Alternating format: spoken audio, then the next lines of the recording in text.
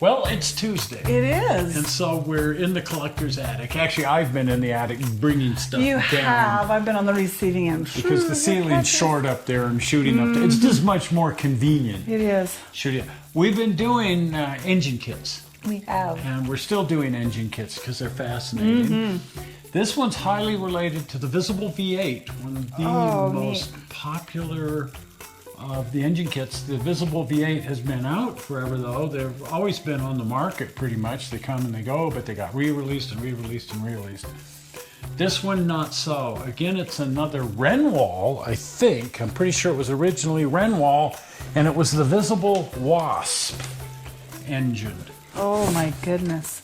And here it is. Oh my goodness, wow. Without blocking too much here. The Visible Wasp, it's huge. It's, I forget the scale, but it's like quarter scale or something. Yeah, right here it says right there, 1/4 scale. So it's the same scale as the Visible V8, and it builds up into a very large radial engine that was used in some of the very early airplanes and so on. Totally functional. The pistons go around, and you can see that inside the clear cylinders and everything.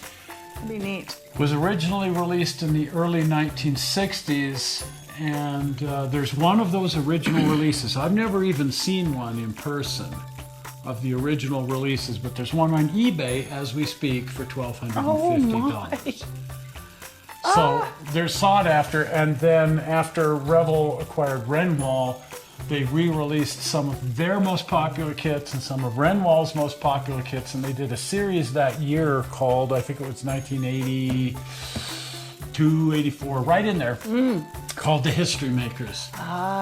The very famous models, not so much the, you know, but the models that everybody remembered building and they wanted to get new, and so this was one of the history makers and very sought after, and they all disappeared immediately. And I got Jim Keeler to get me a case of them from Western Toy.